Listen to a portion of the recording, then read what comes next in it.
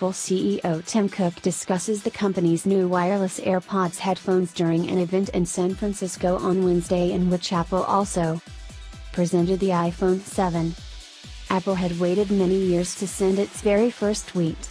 It finally happened on Wednesday, with a release of a sponsored tweet, promoting the new iPhone 7, new cameras, water-resistant, stereo speakers, longer battery life.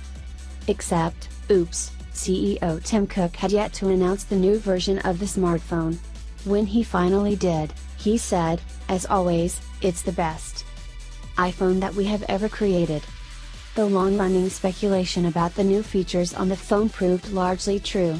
The 7 and 7 Plus, for sale later this month, look very much like the 6 and 6 Plus, though ever so slightly lighter, and, yes, without a headphone jack.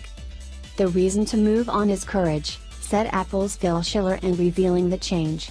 The courage to move on, do something new that betters all of us. Instead, new phones will come with special adapters that plug into the same port as a charging data cord.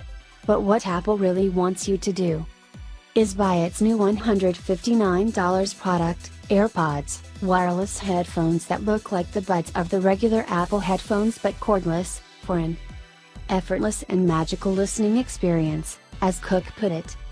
The new iPhone is also water and dust resistant, has a new home button that doesn't physically click, stereo speakers, a bit longer lasting battery, a really fancy camera setup, with low light capacity and color recognition, and better zoom on the 2-camera 7 Plus, and new body options in matte black and jet black.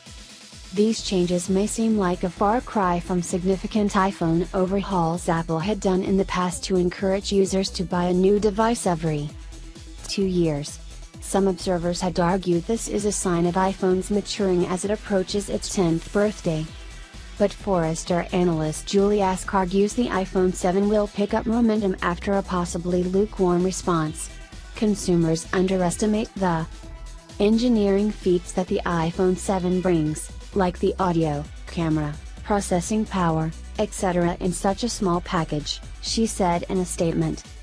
Shipping in mid-September, the new phones are priced starting at $649 for the iPhone 7 and $769 for the iPhone 7 Plus, which has a bigger screen. They will also start with a higher memory capacity of 32 GB, as Apple gets rid of the 16 GB option. In other releases, the company unveiled a Series 2 of the Apple Watch that is waterproof and includes a GPS, an appeal to the workout market of runners/hikers/bikers/swimmers/surfers, where the watch has faced persistent competition from other wearables. The watch also gets in on the Pokémon Go craze of the summer with a game adaptation specifically for the device. But perhaps a bigger gaming piece of news came from Nintendo, which announced that Super Mario is finally coming to the App Store.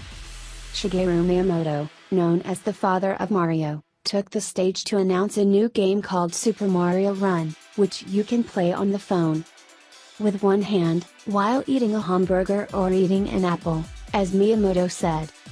Shares of Nintendo, which as The Verge points out has been slow to bring its iconic characters and games to smartphones, jumped on the news.